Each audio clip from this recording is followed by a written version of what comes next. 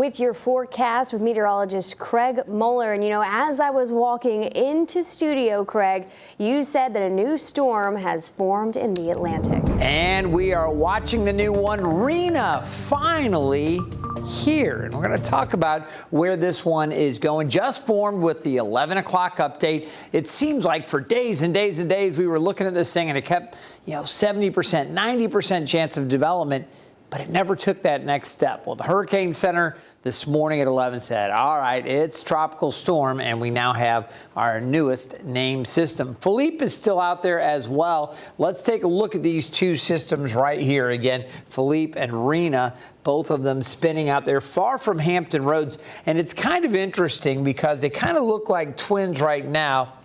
One of these is probably going to die off at the expense or one of them will continue while the other one dies off. I guess the strengthening may be a little bit at the expense of the other.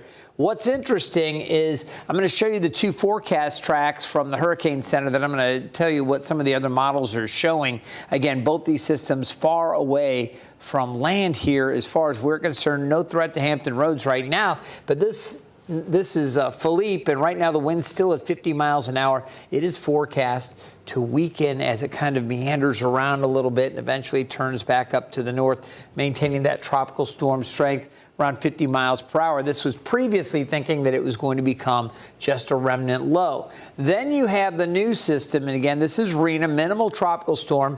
Tomorrow morning, still about 45 mile per hour winds, up to 60 by Saturday. And then you'll notice how this one kind of tracks along at about 45 miles per hour Monday into Tuesday. Here's Bermuda. It's making this turn. What the models kind of do is one of them takes Rina and kind of keeps it going. And earlier it was looking like Nigel was going to kind of, or Philippe was going to kind of die out in here.